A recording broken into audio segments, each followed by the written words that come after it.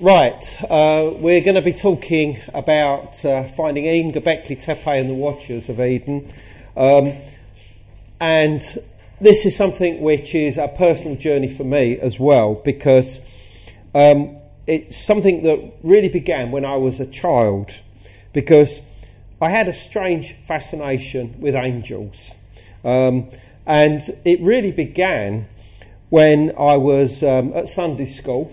And, I was really interested in, all the different stories that were being told to me by this rather stern-faced teacher, female teacher. And, I loved the idea of, Moses parting, or God parting the Red Sea for Moses. And I loved the idea of Jesus feeding the 5,000 with just some loaves and fishes. I loved miracles, basically. But the Sunday schools just went on and on and on, and all I could do was just, imagine myself down the park playing football with my father and my brother, and eventually I gave them up. But I remember one particular day, the teacher started talking about angels, and she referred to the story of Abraham. Obviously he was the father of the Hebrew race. And she said that on one occasion 3 angels turned up, by his tent, by his camp, and they sat down with him, and not only did they talk to him, on a one-to-one basis, but they even sat down and ate regular food with him. And I remember thinking to myself, okay, I know about angels that with, radiant, bodies and beautiful wings, but there's something different here. You're suggesting that angels have some kind of corporeal existence, or whatever my brain thought at that particular age, which was probably about 9 or something. And this idea of communicating and being mates with angels, really appealed to me, and it actually stuck in my head right the way through till the time that I did this book, From the Ashes of Angels, that has already been mentioned here tonight. And it was one of the reasons why I eventually ended up going to a place called Haran. And Haran is a city in what is today southeast Turkey, and it was a Bronze Age centre, a crossroads of many different places interconnected across the Near East and the Middle East. And it has a history that goes back at least 8,000 years. Different studies and archaeological fieldwork and the rest of it has established this fact. And it's a very interesting place, as you'll see, because firstly it was a place that the Mesopotamian civilizations, the Sumerians, the Akkadians, the Assyrians and the Babylonians frequented. And in fact there was actually a temple to the moon god Sin, and also to his consort, who I haven't got her name and it's not actually directly recorded. There was a big temple to him and another to her. And this was one of the main reasons that this place was put on the map. And in addition to this, it's a fact that Haran is the home of Hermetica. Now, Hermetica is obviously the teachings of Greco-Roman Egypt, which were themselves derived from pharaonic or dynastic Egypt, the wisdom, the philosophy, the knowledge, the ideas, the ways of life. And although obviously these were collated together initially in Egypt, around the time of the Arab conquest, they moved from Egypt and settled actually at Haran, where they were created into a corpus of literature that eventually was the spiritual backbone of the whole Renaissance, which obviously in many ways began in Italy in around sort of something like 1450 or whatever. And the centre point, the collection point of this Hermetic literature was Haran. Obviously Hermetica means the thrice great Hermes, who obviously you can see in this slide here. But in addition to this, and this is probably a little bit more speculative, but it's certainly worth throwing in to the audience here tonight, and that is that some very serious research has suggested that the origins of the tarot deck actually go back to Haran. And obviously this deck, which obviously has been referred to as the Book of Thoth, Thoth being an Egyptian god that may have been transported with the Hermetic literature, that this may have been the place where these playing cards actually had their foundation. And once again, it's been suggested that certain cards may have actually been based upon imagery seen actually at Haran, one of which, and the most obvious being, the tower, which obviously is shown with fire or being destroyed or something like this. And it's a fact that at Haran there is a tower that almost mimics the idea of this tarot card, and it's actually referred to as the astronomical tower.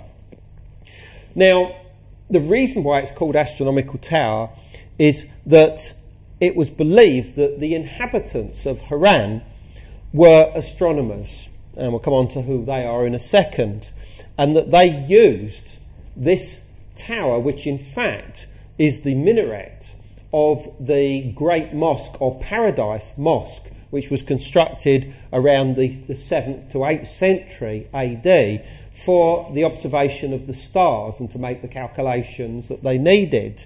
And even today, if you go there, I was quite astonished when I first went there in 2004, and these kids came up and greeted me, and they started saying, "Oh look, we'll be your guides," and started pulling you off towards it, said, "Come and see the astronomical tower." I said, "What?"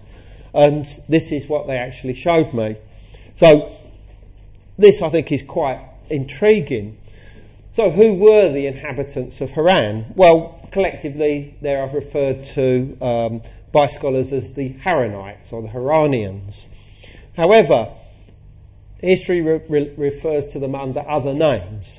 They are known as the Sabians, which basically means star worshippers, and this was one of the names that was applied to them, or they applied themselves shortly after the time of the Arab conquest. It's a term that's also used by some of their descendants, people who still exist today, mostly within the area of the Tigris River of Lower Iraq, and who are known as the Mandaeans or the Suba, and they also refer to themselves as the Sabians. And there's a relationship between the two.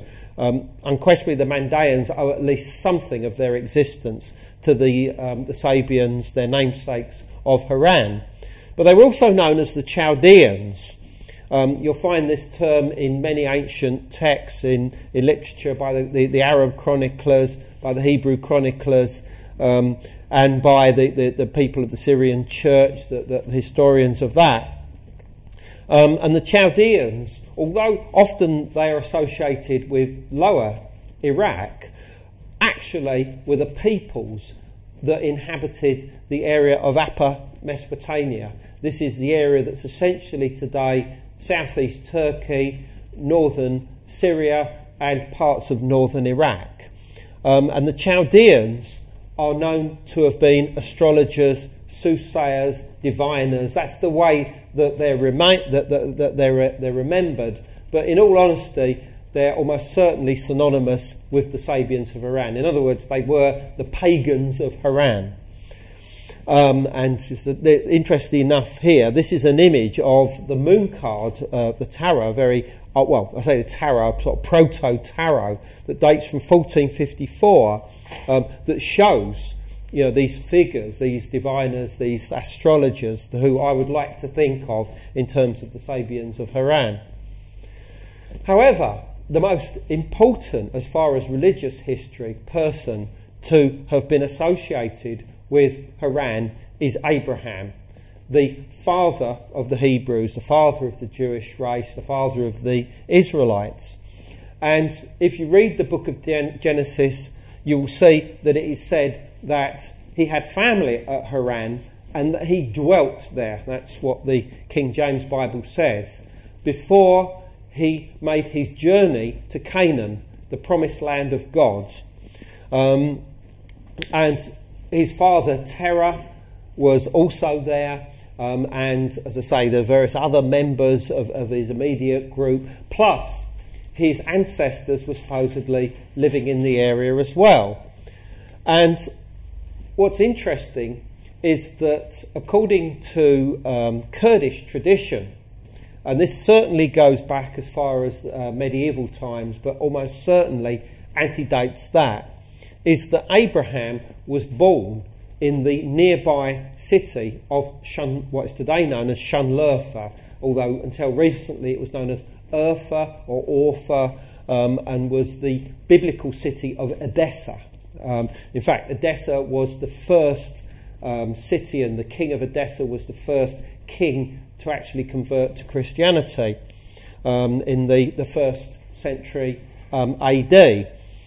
And today, if you go to what's known as the pools of Abraham, which are actually full of these huge great carp, thousands and thousands of them that are fed by the visitors to the place, just off to the left of here is a cave that is visited by Kurdish Muslims to this day, and it's actually divided into two sections. There's the section for the females and the section for the males, and quite obviously, you know, you don't want to mess that up, obviously, and this is a very sacred shrine in Islamic tradition. People come from all over the region, you know, to pay their respects to Abraham, his birthplace. And it's said, according to the book of Genesis, that Abraham was born at Ur of the Chaldees. Now, obviously, Chaldees, we've already mentioned, Chaldees are a people, but since the 19th century, archaeologists and historians and prehistorians have wanted to place this city called Ur of the Chaldeans in southern Iraq. And in fact, Leonard Woolley, the famous British archaeologist, uncovered a city called Ur in this region, which immediately became associated with the city, the biblical city of this name. But in the Mesopotamian languages, Ur simply means city.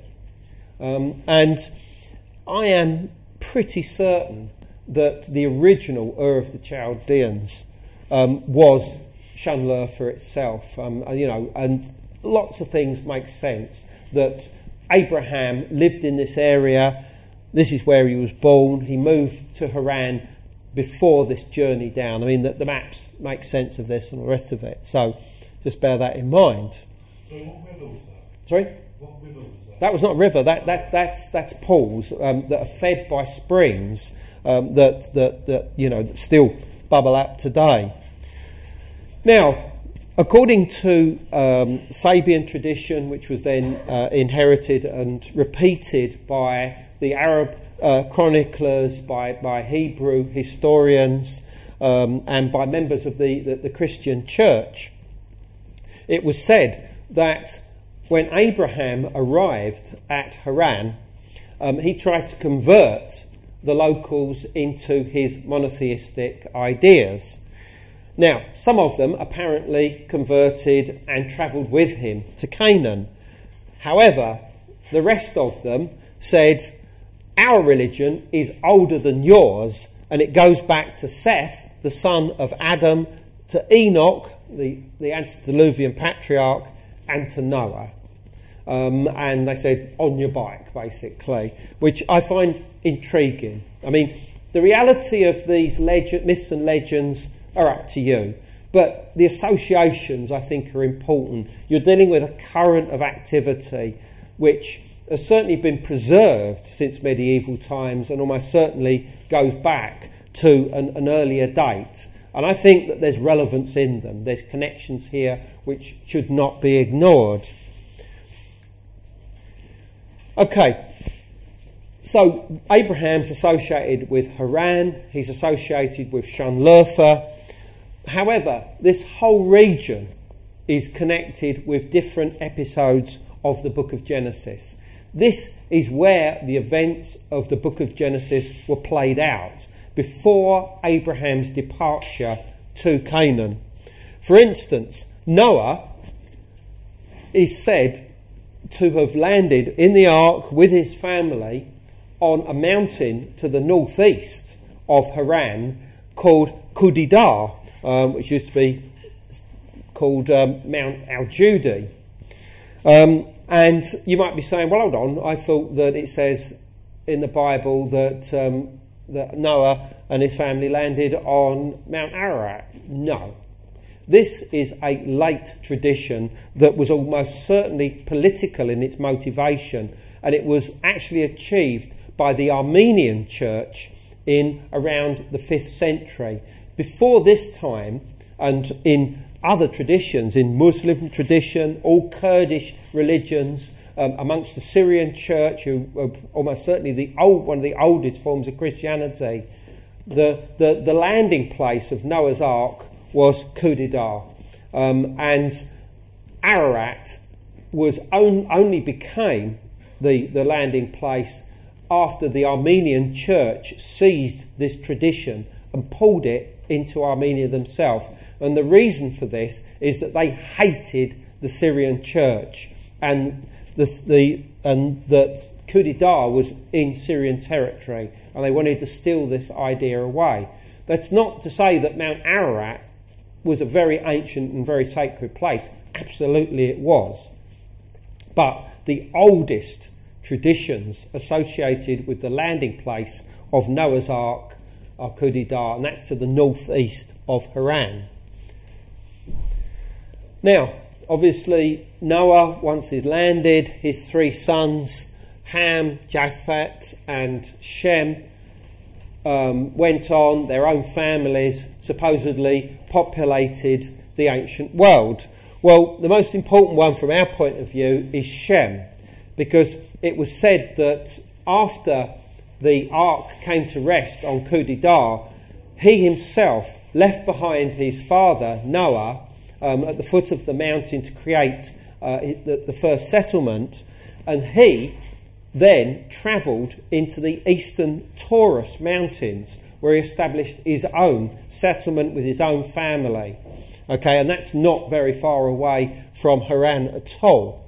And that it was said that this is the same locality where Seth, the son of Adam, also had his settlement after his father and mother Eve had been thrown out of the Garden of Eden, the earthly paradise.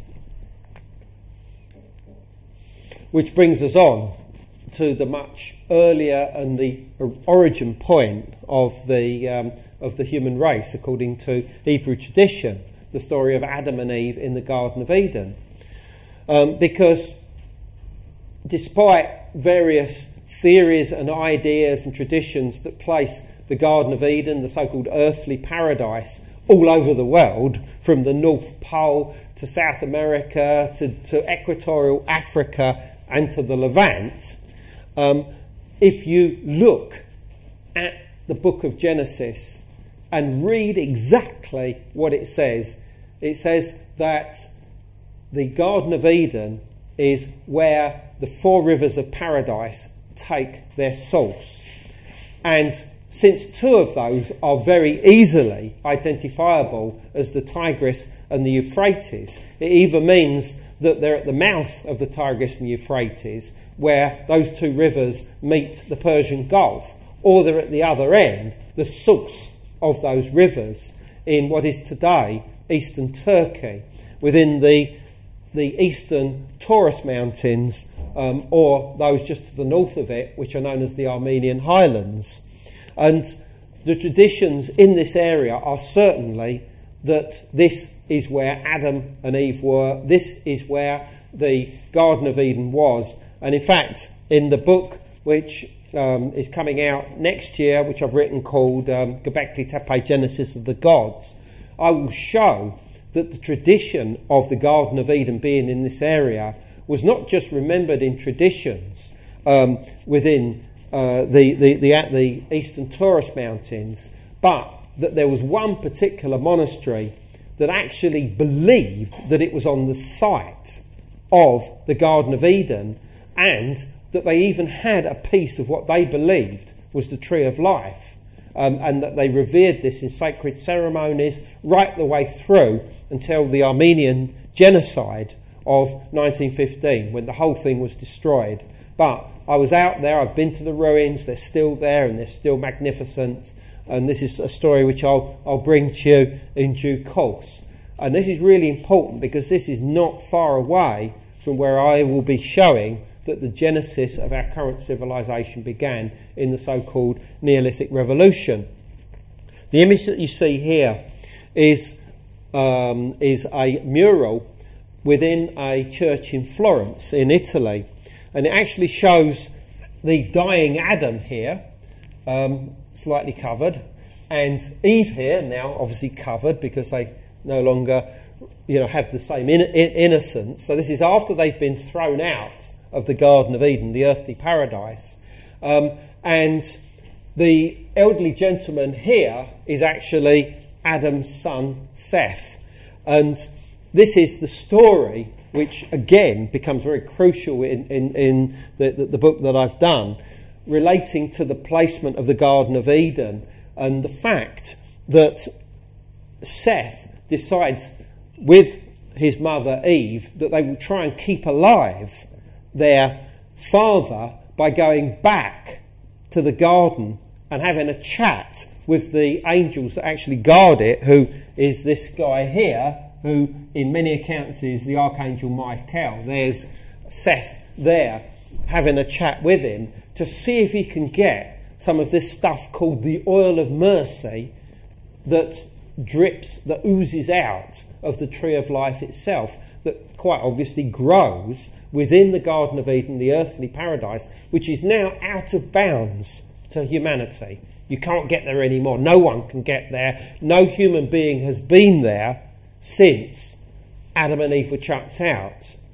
So he goes to the angel on the gate and says, look, I know we're not allowed in there, but could you just sort of go over and get some of the oil of mercy so that we can give this to our father and keep him alive, because this brings immortality. The oil of mercy brings immortality. And Michael, as I said in many of the accounts, says, on your bike. But what I will give you is these shoots from the Tree of Life, which you can plant and they'll grow into a tree and you can do what you like with them. So this forms the earthly Tree of Life, which is different to the heavenly Tree of Life. But again, that's a story I won't go into tonight, but that's a really, really interesting tradition which I can tell you about sometime.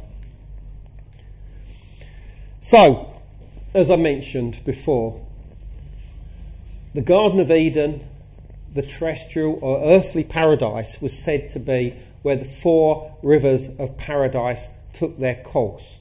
Well, 2 of them I've mentioned already, the Tigris and Euphrates. The other 2 are a matter of debate, but one of them is almost certainly the Arxis. The Arxis River flows eastward into the Caspian Sea and rises in the Armenian highlands, very close to some of the main sources of the Euphrates River. The 4th one is much more speculation. In my book, From the Ashes of Angels, and also in Gods of Eden, and in the new book, I essentially associate with the Greater Zarb River that rises just to the south of a major inland sea in this area known as Lake Van. However, there is some traditions which I've uncovered which suggest that it actually rises at the same spot that the Arxes River rises and actually flows to the west. And this is really interesting because it then places 3 out of 4 of the rivers of paradise rising almost at the same spot. That's intriguing, and that's within the Armenian highlands. And there seems to be absolutely no doubt in my mind that the area of Eden or the terrestrial paradise is in eastern Turkey. You know, it is nowhere else, because the book of Genesis, the very start point of any search, any quest to find it, states that fact. So, you know, if you're looking for it in Antarctica or Equatorial Africa, where is the evidence? Because the evidence clearly says that 2 out of 4 of those rivers are the Euphrates and the Tigris. So if your chosen selection for Eden is not on that river, it can't be real. I'm sorry. There are other biblical connections with this region. We've already talked about Shanlurfa, the city, beautiful ancient city, and tradition suggests that this was founded by the antediluvian patriarch Enoch, one of the descendants of Shem. However, that's not the only tradition. Others suggest it was built by Nimrod, the great hunter who built the Tower of Babel. Now, it's not suggested that the Tower of Babel was constructed at Shanlurfa, but there is definite connections of Nimrod with Shanlurfa and that region. There's lots of stories connected with him. And what's interesting also is that Nimrod is associated with the story of Abraham. There's some weird tales connected with battles and fights going on, that Abraham was going to be put to death by Nimrod, and God intervened and changed the fire that was about to engulf Abraham as he was put on this funeral pyre, and they became fish, and those fish became the carp in the pools of Abraham that you see today. Very, very strange story, but the connections are there again, strongly associating the book of Genesis and its original account with this area. Now, there's something else which I'll just mention just for completeness, and I'll come back to this. There's also a story that it was founded by somebody called Orhai, which is basically a play on the name Orha or Urha, which is the name of the city anyway, who was the son of Hiwa, and that means serpent, the son of the serpent, but I'll come back to that one. Just for completeness, I mention all this. Right, and Haran, which is only a short distance, I can't remember the exact kilometres or miles at the moment, so I won't get it wrong, but only a short distance. It's about 20 minutes drive, essentially, from Shanlurfa. There are more biblical connections here, because although Haran itself only dates back to around 8,000 years, it is thought that the inhabitants, the original inhabitants, came from a nearby occupational mound or tell, which had been occupied for the previous 2,000 years before that. In other words, it goes back to 10,000 years. And this tell, which is not necessarily the one I took a picture of here just a couple of weeks ago, but it's in exactly the direction when you stand at Haran and you take a picture towards the southeast. There's one occupational tell there which looks as if it's probably not been excavated. And what are these tells? Basically, they're the build-up of human occupation over a very long period of time, possibly hundreds if not thousands of years, and they eventually form these obvious mounds like this that are treasure troves to archaeologists, because they just dig down all the different layers, possibly 20, 30 layers of activity. And that's one of them that you can see from Haran's own occupational mound. But somewhere in that area, looking out over the Syrian border, by the way, which is only about 5 or so miles from Haran to the south. In fact, I've got a picture here of it. That's Haran from Google Earth. And this is the rough position of this location I'm going to talk to you about, which is Tel Idris. Now, Idris is the Arabic name for Enoch. So basically this is the mound or hill of Enoch. And this not only associates Haran with this antediluvian patriarch who's also connected with Shamlerfa, but Enoch was the writer of one of the strangest religious texts of all time, and that's the Book of Enoch, which obviously many of you will know. It was first translated into English at the beginning of the 19th century, having been found in Abyssinia, what is today Ethiopia, by James Bruce, the Scotsman. And this is a very, very strange tale. I mean, it's mentioned in part elsewhere, and it's also believed that it's derived in part from a few lines in the book of Genesis, chapter 6. But the story that's told in the book of Enoch is essentially this, that Enoch himself was lying down sleeping one night when two angels turn up, and they are given the name watchers. Well, in fact, the Hebrew term is irin, basically means those who watch, or in English, watchers.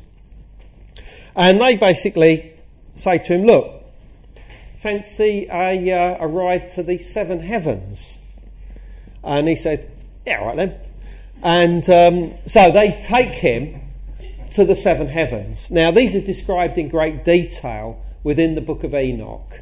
What Enoch says, I mean, there's volcanoes and seas and mountains and plains and all sorts of things like this. Now, in theory, this is some kind of heavenly abode. But what's interesting is that one of the seven heavens includes the earthly paradise, where the four rivers of paradise take their source, and also the garden which contains the tree of life. It's actually referred to as the garden of righteousness in the book of Enoch. And bearing in mind that this garden is tended over by angels, they're the ones that look after it and guard it against us humans getting back in there, basically.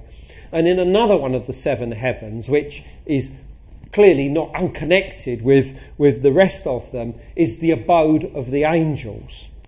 And it is whilst in this heaven with the abode of the angels that, I think there's probably another picture of that coming up, yeah, that Enoch sees a whole load of angels, these watchers, incarcerated within like this prison.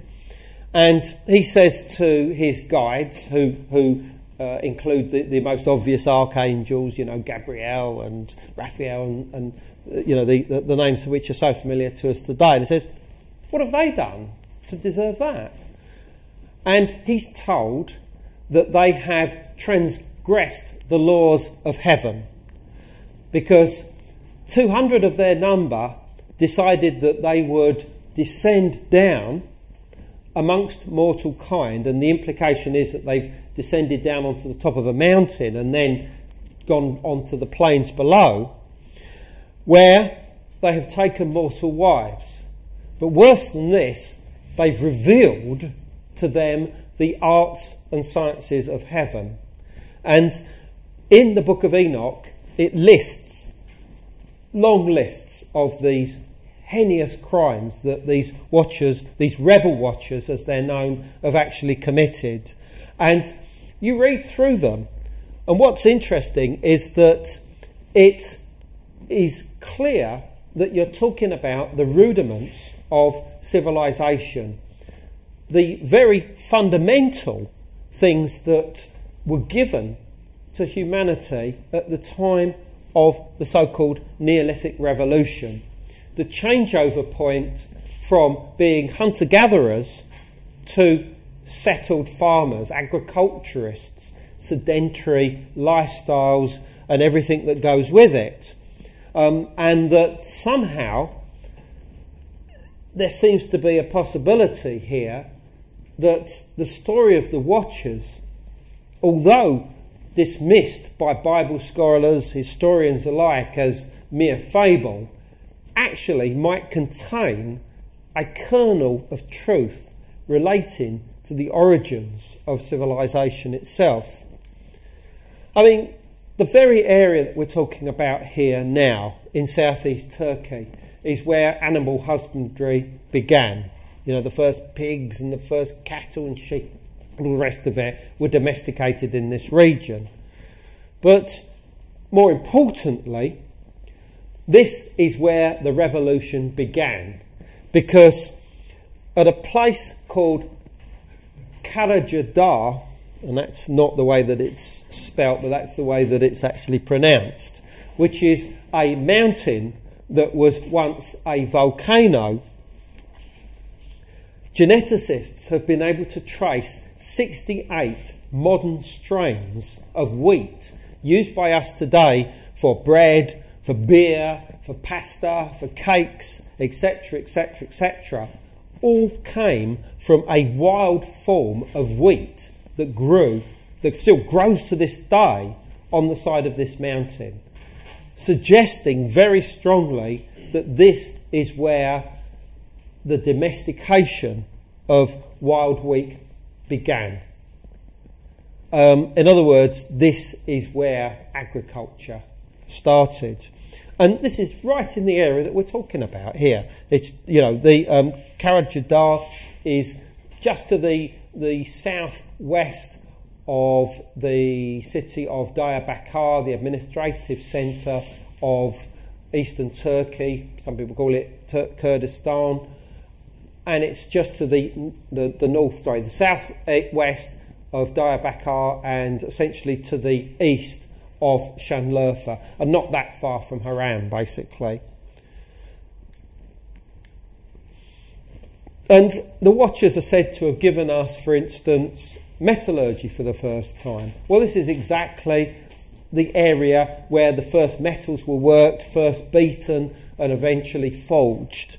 But what I find curious is that it said that the Watchers gave women the ability to beautify themselves for the first time. In other words, they showed them cosmetics.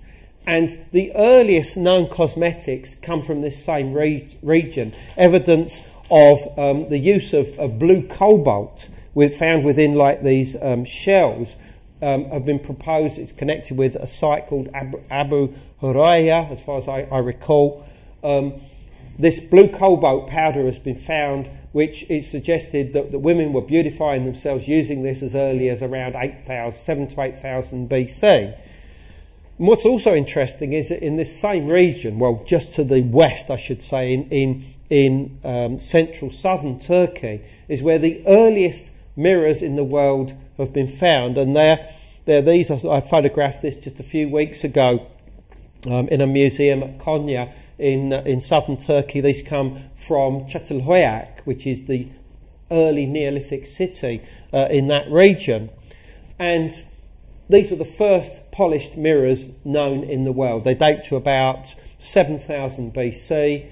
And it's interesting, as a passing remark, that the Watchers are said to have given us the first mirrors. So, you know, you start to think, you know, are these Watchers, are they the prime movers? You know, some kind of elite, you know, some kind of driving force that was behind the Neolithic revolution and existed maybe for a few thousand years and then gradually disappeared in some way. So, you know, is it possible that the story in the book of Enoch relating to the Watchers, the rebel Watchers giving us the arts and sciences of heaven, is some strange memory of the Neolithic revolution? You know, and did they trigger the Neolithic revolution? And if this is the case, where really was Eden and the abode of the angels? Well, there's a clue at Haran. We keep going back to Haran, but this is a crucially important place and has been, as I said, for possibly as much as 10,000 years. And that's the fact that on the northern horizon, as you look from the occupational mound, you can see that there is a line of mountains.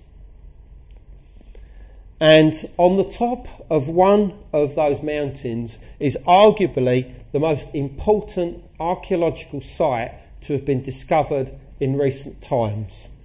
And we're talking about somewhere called Gobekli Tepe. And here's the map just to give you some idea of, here's the Syrian border. Here's Haran here, where I've shown you the pictures of and talked about. There's Şanlıurfa there. And here is Gobekli Tepe. Gobekli Tepe is just a few miles outside of Şanlıurfa, just to the northeast of it. If you get in a taxi, you're there in 20 minutes. That's how quickly it is. That's how close it is. So, what is Gobekli Tepe? Well, it's a series of stone sanctuaries, which include stone circles, that are on the top of a mountain, and around 4 of these sanctuaries have been fully explored so far. There's another 15 or 20 of them still to be uncovered.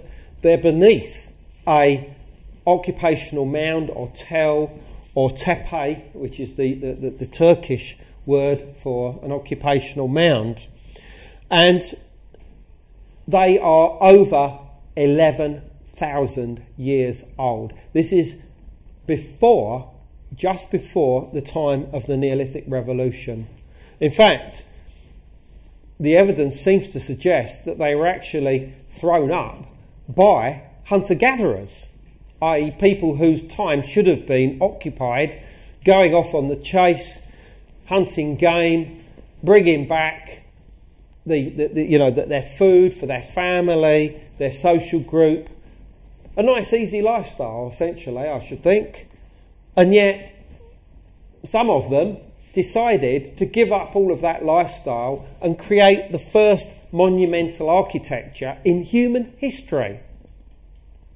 Around 11,000 to 11,500 years ago, on the top of a mountain in southeast Turkey. And the forward-thinking archaeologist who uncovered this site for the first time in the mid-1990s, Professor Klaus Schmidt of the German Archaeological Institute, he has basically turned on the head the whole concept of the Neolithic Revolution. Until recently, it was believed that the invention of agriculture and the settled lifestyle that brought allowed us enough time to think about the life and universe and about religion and who we are and where we go in death. And that in turn led to the construction of the first temples and the infrastructure around temples that created the first cities and led to civilization. This was Gordon Childe in the 1930s, the prehistorian who came up with these ideas. He called it the Neolithic Revolution.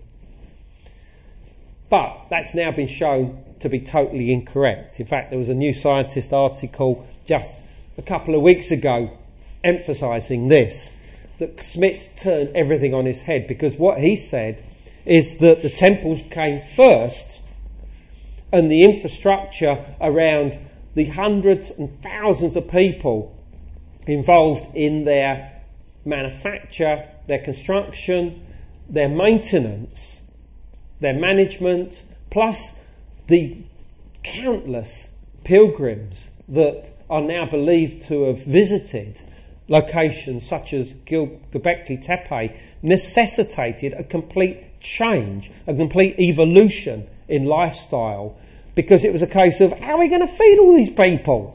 I think we're going to have to sort of change things. I'll tell you what, I've got a few ideas, been experimenting with this thing called agriculture for a while. Let's see if that works. And yes, it did work, and it led to a much more settled means of life, essentially. So no longer was everybody involved in the chase, an act which probably lasted a year or maybe even 5 years, following the animal herds around and the rest of it. Now everybody was in one place from the spring to the summer to the autumn to the winter, they were now settled. So that started civilization. That is how the Neolithic revolution began, with places like Gobekli Tepe. Now, but it's more than that. There's more than that going on here, because some of the stones here, some of the monoliths, as much as 5.5 metres in height, weigh 15 tonnes apiece. There's one unfinished monolith in a quarry nearby that's estimated to be 50 tonnes and is 7 metres in height, and that's around 22 feet, if I calculate that correctly. And yet these are not roof supports or something like that. They are statues, because you can see that they have actually arms coming down to these long stretched arms that finish in hands. And here's an example of one of them. You can see here that the T-shaped termination of these pillars is like an abstract head. The sides of it are the side of the body, with the arms like this, slightly bent, curved around like this, and the hands come round to the front in the area of the abdomen. And here you have a garment that terminates at the belt, at the area of the waist, or a belt, and there are belts shown on some of them. And here you have a V collar here, which is quite clearly using the force of gravity to hold something. It's like some kind of emblem of office, maybe almost like a mayor would wear, some kind of something that would distinguish him. And on a number of these V shapes, there are actually little emblems on them, like bull's heads, Bucrania, or a solar disc with a little crescent moon around it, or something like this. Clearly these are either glyphs or just symbols of recognition. So these are statues. They're not pillars, they're statues. And do they represent, as Professor Klaus Schmidt says, the first gods, divinities, the divine ancestors? Maybe one of these, maybe all of them. Here's just a little bit of detail here. Here's the hands meeting round here. Here's a belt buckle. This is clearly a belt buckle design. And there are glyphs, unquestionable glyphs. Even the archaeologists accept that these are in the style of ancient Egyptian or Mayan glyphs. And one of the main ones is like this H symbol. But we won't go into this today, because that is the lecture that I did last week. So these represent beings. Are they the first gods? If they are the first gods, are they connected with the story that we're telling here? Yes, these were constructed just before the Neolithic revolution, but is this part of a continuing tradition? Maybe these represent the founders of this culture that created Gobekli Tepe, and maybe other similar monuments that may have once existed in this area. Well, this is Professor Klaus Schmidt with some geezer next to him. The interesting thing about Klaus Schmidt is he's a very forward-thinking man, and he's quite happy to associate the builders of Gobekli Tepe with mythological stories of the past. For instance, he suggests that it may well be the case that Gobekli Tepe and the mountain on which it's placed was remembered and passed down from one generation to the next until it eventually found its way into Sumerian tradition and became the sacred Duku mound, the mound of creation, which is also known as Dilmun, the area, this mound or sacred mountain of Dilmun, also known as Karsag, which was considered to be the place of the gods, where the gods lived before they came down to help humanity create the first cities. This is what Sumerian, Akkadian, Assyrian and Babylonian mythology tells us. And these gods were known as the Anuna, or the Anunnaki. And Schmidt is willing, and has put this in his book, which is a pretty scholarly book, to accept that the builders, the Gobekli builders, may well have been the original source behind the Anunnaki. And that's great, because that's exactly what I said before the discovery of Gobekli Tepe in From the Ashes of Angels back in 1996, which was weird because I was writing that book in 1994 and 1995, the exact time that Klaus Schmidt was putting the spade into the earth for the first time at Gobekli Tepe. Nicely, weirdly fortuitous. So, but he goes further than that, because in an article that appeared in 2007, he did actually link the Garden of Eden with Gobekli Tepe. Now, he later withdrew those statements, and they were actually recorded by a British journalist by the name of Sean Thomas, who writes under the nom de plume Tom Knox, and he wrote a book called Genesis Secret, which was a very gruesome novel that came out a few years ago, and it was me who actually gave Sean Thomas the directions to get to Gobekli Tepe. And when I actually met Klaus Schmidt last year for the first time, I actually apologised to him for introducing him to Sean Thomas, because Sean Thomas's article, which basically said that Schmidt says this is the Garden of Eden, caused Schmidt a lot of problems. In fact, there were even suggestions that the concession to dig there was even going to be taken away from them, which is one of the reasons why he's withdrawn away from that idea. And yet the link was made, and it made other people think, yes, just maybe this is the original place of the Garden of Eden. I think there was a 9 o'clock bells out there as well, so Right, okay, is that good or is that bad? depends how much oil you got. Right, well, I'll a little bit to go. Anyway, Eden itself, as I said, is probably a little bit further north. Gobekli Tepe is here. The main area of the Garden of Eden, the terrestrial paradise, is where all these rivers come together here. Here's Lake Van, the big inland sea.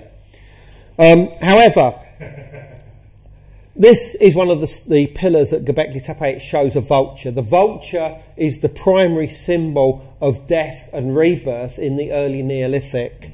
And there's a lot of suggestion that shamanism was important at these places like Gobekli Tepe, and that vulture shamans may well have played a role. Why was vulture so important? Because of the act of excarnation. This is the placement of bodies to be disfleshed on the top of these towers, which later tradition amongst the Zoroastrians and the Parsi referred to as towers of silence. And in fact, the Zoroastrian tradition almost certainly goes back to the Neolithic. The Zoroastrians obviously being in Persia and eventually through the Parsis into India.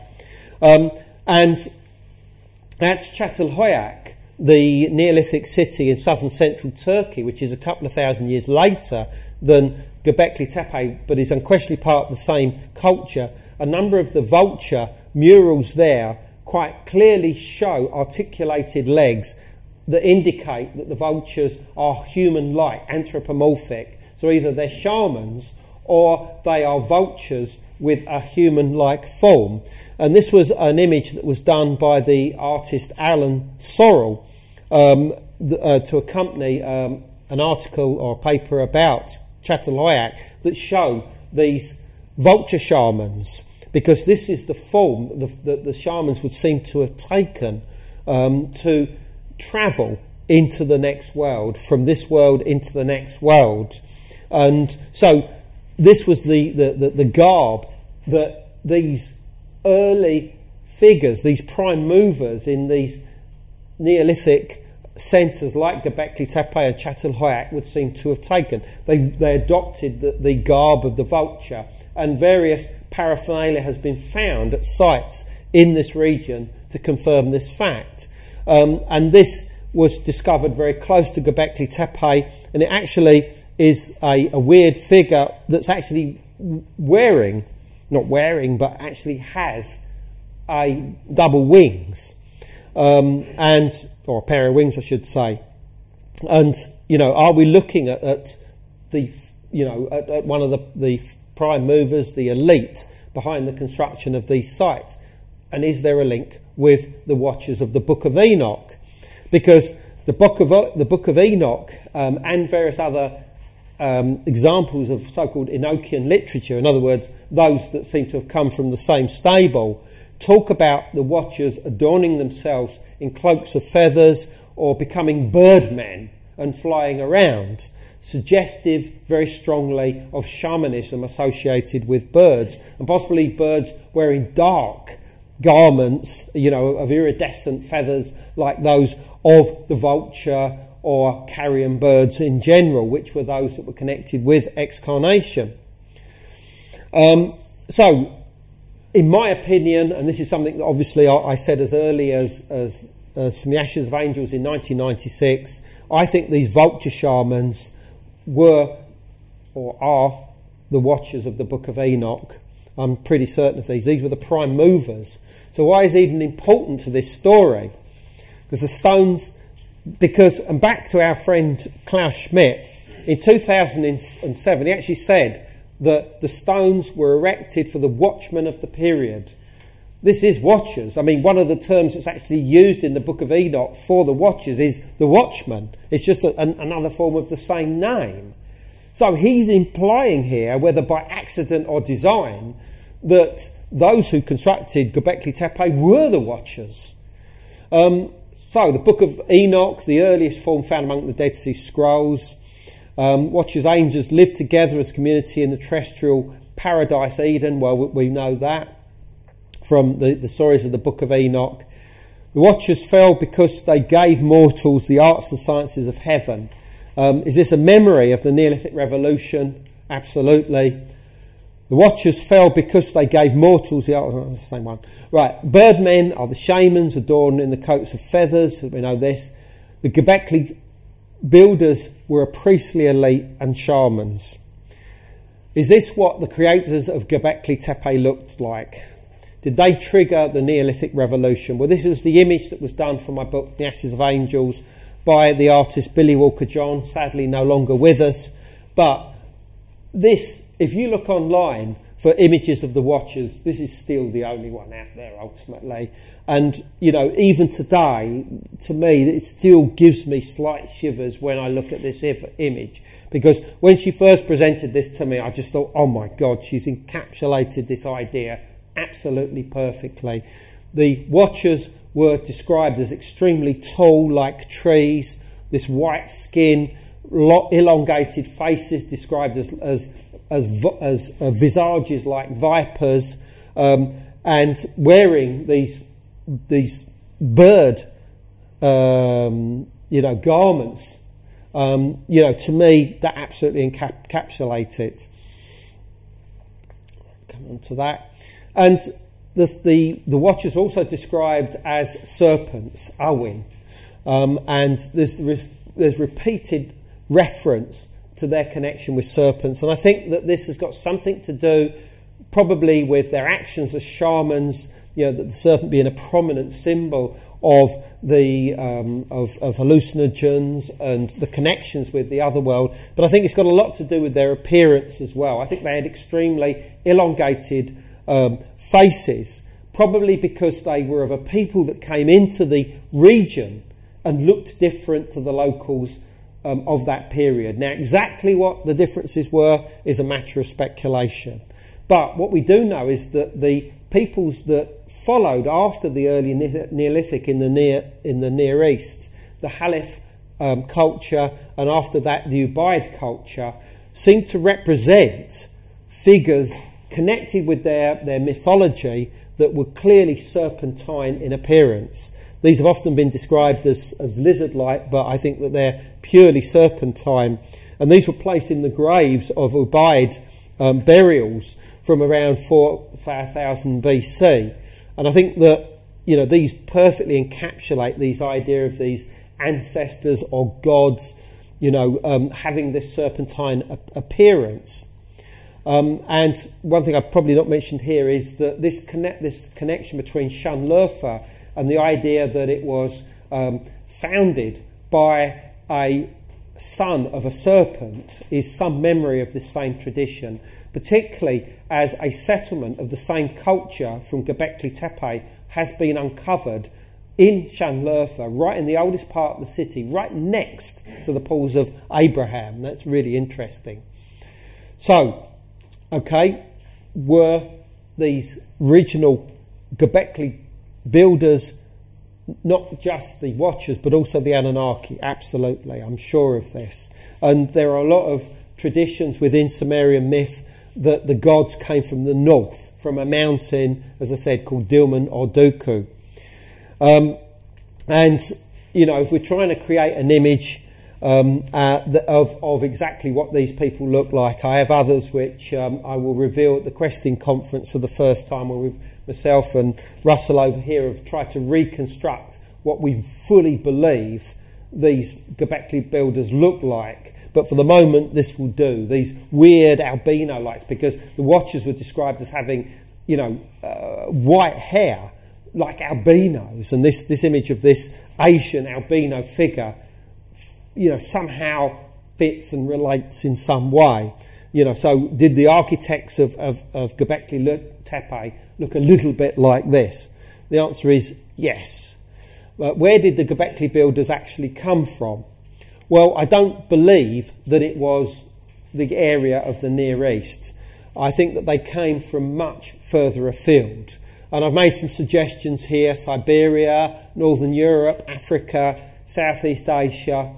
And in my earlier books, I talked about them possibly coming from Egypt. I realise that that's now just a small part of the picture, and that the prime movers probably came from another part of the ancient world. But that's something that I will reveal at the Origins 2013 conference on the 16th of November for the first time. I'm not going to go into that tonight. But why did these people come into the area of the Near East? What was going on? Well, in 10,900 BC, there was a major catastrophe in this world. It involved almost certainly a comet impact. The date that has been now pinned down is around 10,900 BC, and it affected large parts of the world. And you might say, well, hold on, isn't that a long time before Gobekli Tepe? Well, no, because this wasn't a single event. It's a fact that there were lesser events going on for several hundred years after this time. Possibly other cataclysms, fires that were engulfing parts of the world for hundreds of years afterwards, periods of darkness, the onset of a mini ice age known as the Younger Dryas. This was a terrible, terrible time to live in this world. And after everything calmed down, at the end of the Younger Dryas, around 9,600 BC, boom, Gobekli Tepe suddenly appears. There is not a coincidence. And as I have said now before, and I'll repeat again, Gobekli Tepe is part of a response to what happened in the world, the bad things that had happened. That's why the first monumental architecture in history is suddenly thrown up. And I don't think it's going to turn out to be the last either. I think you'll probably find that in other parts of the world, similar structures appeared around this same time. And this is one of the reasons why there was a lot of migrations and movements of peoples going on in the world, because people were being displaced from their own territories and moving into new lands and taking over control of what was going on. And I think that's where our vulture shamans, our Watchers, our Anunnaki come into the picture. They weren't indigenous to the area. Those that built Gobekli Tepe were indigenous, I think, but they were given a helping hand by some kind of elite that came into the area.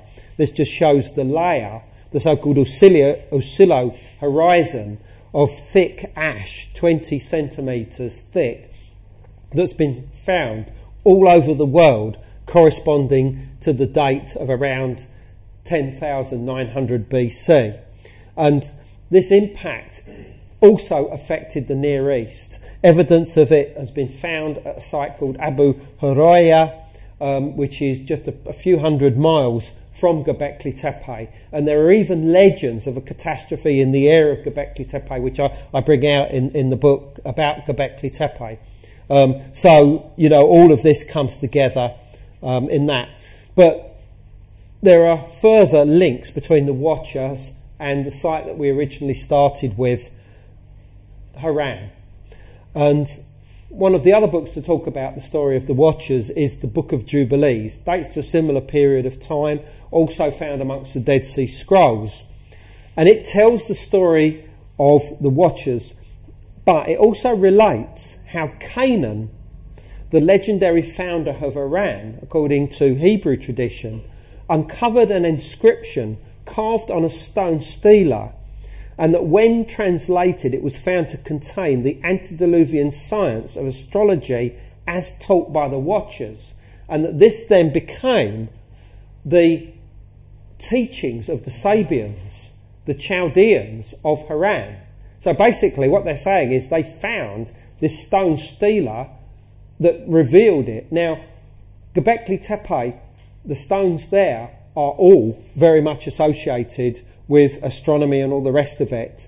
Now, Canaan's father was a guy called, let's see if we can pronounce this, Arphaxad. Yeah, the father of Canaan was seen as the progenitor of the Chaldeans, i.e. the Sabians, the star worshippers of Haran, which is, you know, another link with the place. So did that knowledge come from Gobekli Tepe? Well, I think the answer is going to be yes. Were the Watchers the first gods of Gobekli Tepe who revealed to mortal kind the arts and science of heaven? Absolutely yes. Are they represented by the T-shaped pillars at Gobekli Tepe? Yes. So that's about it. Coming soon. Gobekli Tepe, Genesis of the Gods, my new book, out beginning of next year, 2014.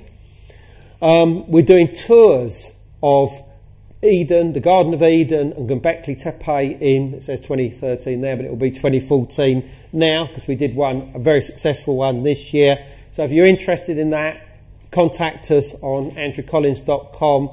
And that was the one that we did this year. And if you like what you hear tonight, come to the Origins 2013 conference, Steiner House, London, November 16th, and you'll hear from myself on the subject, from Graham Hancock, Robert Bouval, Hugh Newman, Caroline Wise, and many other activities going on as well. So we'll see you there if you can come. So with that, I'll say thank you very much.